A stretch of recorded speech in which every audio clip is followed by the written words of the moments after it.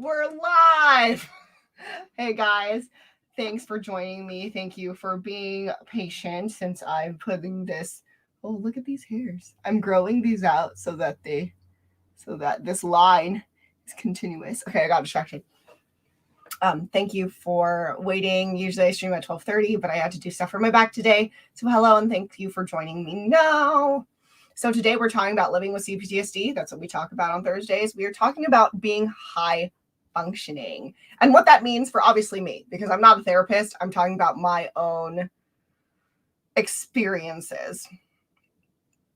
So when we say high functioning, having a mental illness and being high functioning, I actually don't know if there's like a technical definition for high functioning. I'll give you my definition for high functioning, or how I see it, I guess. High functioning meaning that you can still go about life and outwardly you look fine. A lot of the times when I think about being high functioning with mental illness, I think about masking, because I can't, and I've talked about this before, I can't tell if I'm masking on purpose or if I'm just trying to live because I have many things to do. And it might be a little bit of both, or I don't know, maybe both is the same thing. But being high functioning is stressful in itself because it kind of, like I said, comes off as you don't have a mental illness, which isn't necessarily a bad thing, but it comes with many downfalls, like people not believing you that you have a mental illness, or many people believing that mental illness isn't real, because most of us obviously try to keep that under wraps. So stigma. The other thing, which I actually think is harder for me, other people not believing I have a mental illness can be really hard. Sometimes like the level of hard's, at its most delicate, least harmful.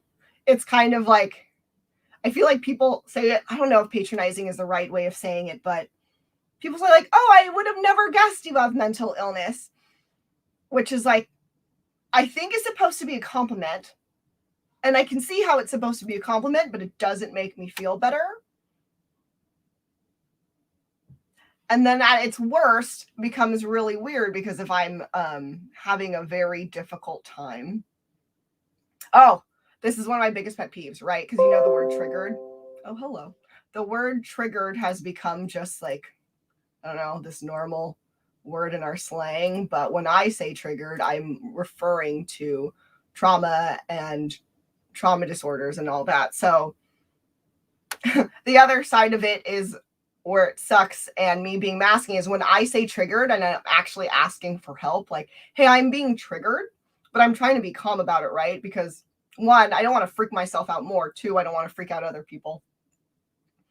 But so there have been times where I'm trying to be calm and I'm trying to breathe and I'm saying something is triggering me, and then other people are like, yeah, that is triggering. And I'm like, I don't know how to express to you better that I need help, because I don't want to make myself cry. I don't want to make myself lose control just for you to understand that I need help.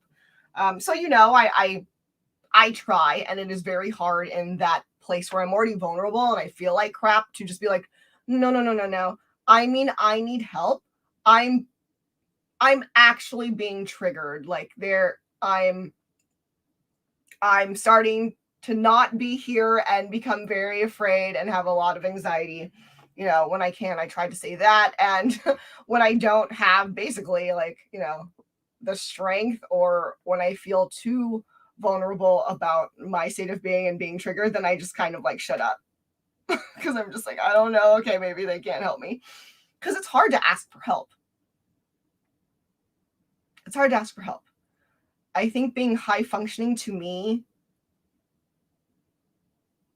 feels like, I don't know, high functioning just, I feel like describes those of us, again, who are appearing outwardly fine, but we're all struggling like on the inside, and everything sucks. But again, like, we have things to do, And obviously I try to take care of my mental health. And I say obviously only because like I'm making my channel and everything about mental health. So I've made it so that, you know, it's constantly in my mind, and I am trying to be better about how I take care of myself. But it's really difficult.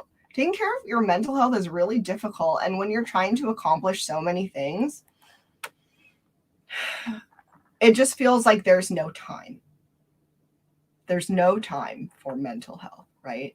And I think that's something that many of us, if not all of us, can relate to. It always feeling like there is no time to take care of me. But that has its repercussions, right? For everyone, not just people with mental illnesses, for everyone. You know, you can only go so far running on fumes and running on like sheer will, and then you have nothing at the end, right? And then you're at a mental breakdown, you're at like this weird impasse, and you're like, how did I get here? And it's like, well, you know, gradually. Sometimes real quick, but a lot of the time it's like gradually. We haven't been taking care of ourselves. Like, of course, this is why we're here. Like, that's just, you know, that logically makes sense. It's like if I had like a broken arm and I just kind of ignored it and I just kept going, and all of a sudden, like, I couldn't, you know, arm falling off is not real. But, you know, all of a sudden, if I really can't, like, it starts affecting the rest of my body and travels up, and I'm like, oh, you know, my shoulder feels weird and my arm is all bruised and stuff, and I feel like infected because all the broken stuff probably broke stuff inside my body. I'm going way too detailed with this example, you know, but it affects the rest of my body and it's going to catch up with me, is basically what I'm saying. And that makes sense. When you have a mental illness, you don't see those physical things, you know, like sometimes our mental health manifests physically, but sometimes we don't. And even if they do, you know, sometimes we go, oh, okay, like, well, I'm just really stressed, like that people are stressed. Right? Or like, oh, I'm having like a really bad acne flare up, like maybe my period is coming. Or again, I'm just like really stressed out. And it's really easy to ignore warning signs. So it can happen to everyone. For me, living with mental illnesses,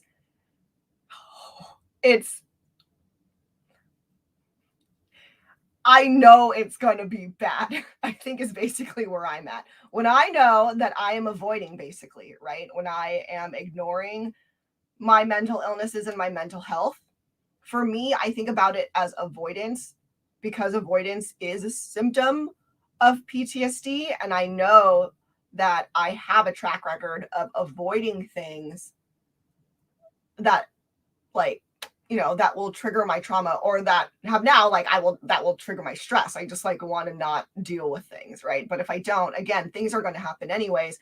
And for me, that can mean like a full mental breakdown into like a really bad state, including into like suicide. So it's something that I have to be wary of. I have to be very wary of. And I think for me, the hard part living with mental illness and trying to do different things, like being a professional dancer, having my own business, like doing community work, all that stuff that's really important to me. I don't know. It comes back to feeling like there's no time for your mental health. But I, especially because I have mental illness, have to do it. I have to make time. And sometimes that means I cannot, how do I phrase this, like the way I want to phrase this? I think that means that I cannot keep up with American capitalist standards. And I don't think that's a bad thing when I really think about it. And I think about like capitalism and how I don't like hustle culture, and I don't like all these different things that make people run into the ground, especially when it comes to work, when it comes to ideas of success and stuff and money. I don't like those things and I want to reject them, and I think I do. But also, you know, I grew up in this society. I grew up in America, you know. Again, like I'm technically a YouTuber. I'm technically a content creator. And so that those usually go in hand with hustle culture. And I just have to remember that even though I'm in it, I don't have to like it. And I do have to acknowledge the repercussions of it. And at the same time, I have to figure out how to work within it, right? Because I can't just be like, boo, capitalism, I hate you. Like, and then just be done, because it's like I live in a capitalist society. Like that's what's real. So how do I function, right? Like if I want to move to another country where that's not a thing, then maybe that, but I don't want to do that, like realistically. So how do I deal with what I have now? And all of that also, again, just like seems like my life for mental illness, right? I live with mental illness. Even though I don't like it, it's happening. So how do I cope with that? How do I find my own boundaries within myself? How do I find the boundaries with society or like whoever I work for? It's really difficult because even just as a person, again, even if I didn't have mental illness, all of this would be hard. So having a mental illness, like I just think of it as like, I can do everything, quote unquote, everything that everyone else does. It's just harder, right? Because I have certain barriers around things, and when I see barriers, I'm talking about like mental blocks or certain like even triggers sometimes, or certain things where I'm like, this is making me really anxious. Like it's making my anxiety mostly like go crazy, and then later when I'm at home, it's making my depression go crazy.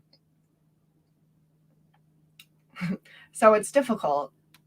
I can do things, but I just have more. And it's difficult. And I want to keep saying that because it's true. It is difficult. And I think it's really easy when you're living with mental illness to just be like, well, suck it up and just keep going. Because what else are we supposed to do? I feel like it feels that way a lot. And I'm trying myself to really get into not just like the belief but the practice of, okay, it's really hard. Everything is more difficult. And getting into the practice of being like, I can figure this out, whether that means I have to stop and pause, it's going to be okay. Or I'm going to figure out how to keep going because at this point, say I have no choice. Or for me personally, like, right, like if I'm like at a really big job opportunity and I'm like, I just really need to get through this meeting or something, and then I'm going to really need to take care of my mental health afterwards. Because it's hard. We're not in a society that like where everyone's like, yo, I need like an hour, right? We all got to be on time for our meetings and stuff. We're lucky when we're in spaces that are more understanding.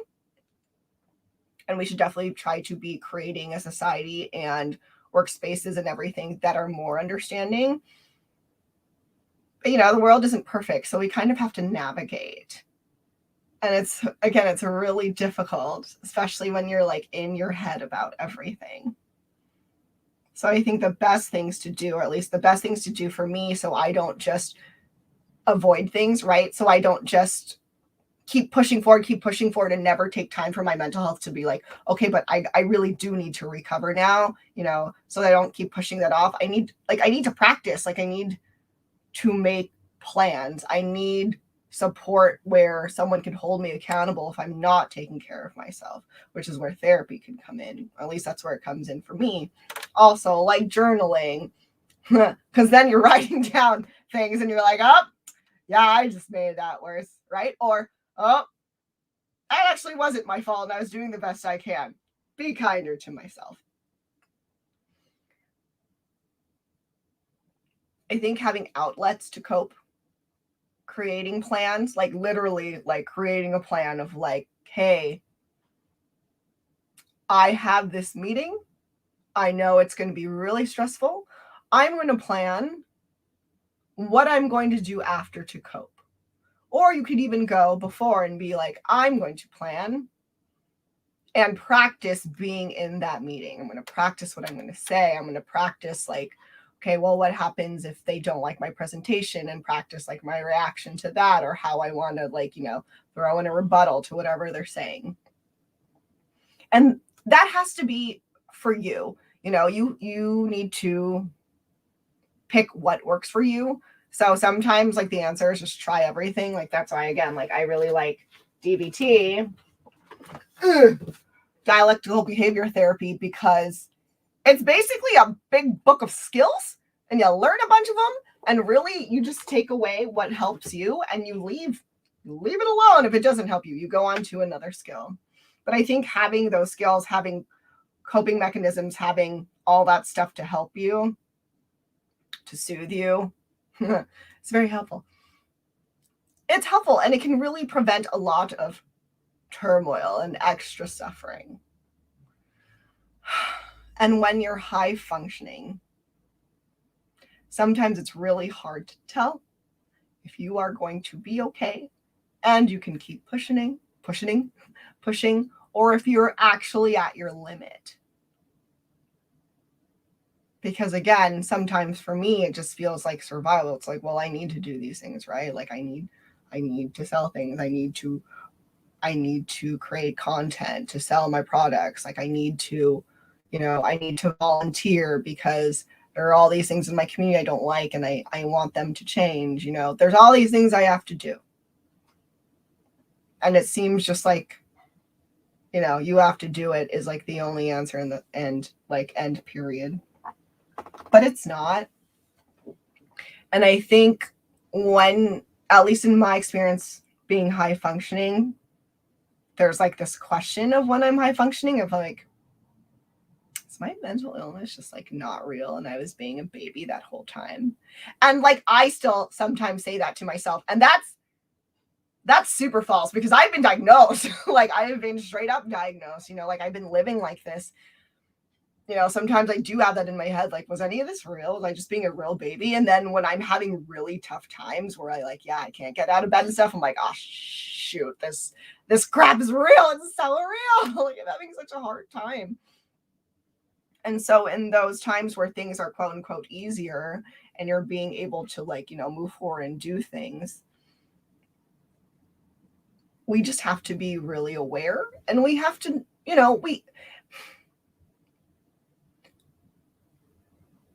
I think I'm making peace with the idea that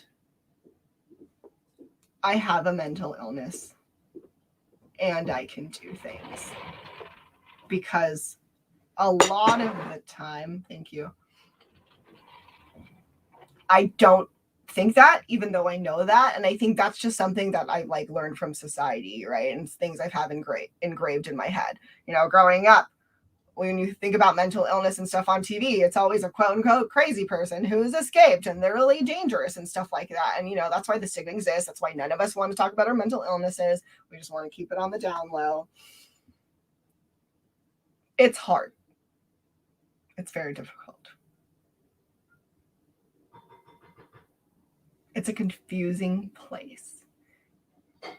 And I think I want to make sure I say that if you're not high functioning, I'm not always high functioning. I think in general I am. So for my high functioning people, I get it, you're suffering. It's really hard. Life is really hard. If you're not quote unquote high functioning, life is hard. It's okay. It makes sense. We're all not the same. And, our traumas and our situations and just who we are, they're not the same. So if you're not high functioning, I'm sure there's a reason. People don't just feel like crap for no reason, and you just don't know what it is yet. And it might be because you just don't realize that you've experienced trauma in your life. It might be that, there's something physically wrong with your body, but people just don't feel like crap for no reason. They don't feel depressed for no reason. If you're not making it out of bed and being able to brush your teeth, there's a reason. You're not crazy.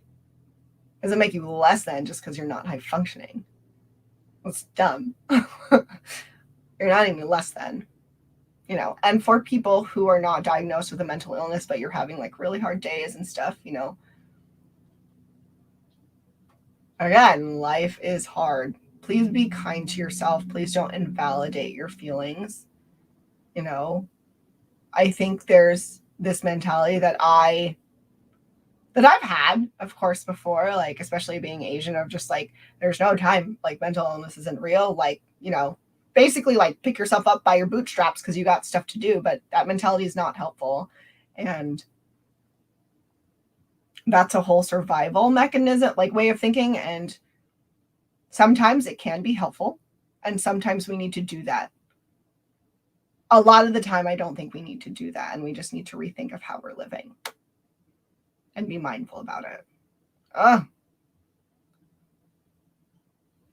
Life is hard. I say it a lot because I just don't know how else to like, express that without going through all the different reasons of why it's so difficult. And I understand why like mental illness has always been like on a downward path. Like, COVID really made us go, whoa.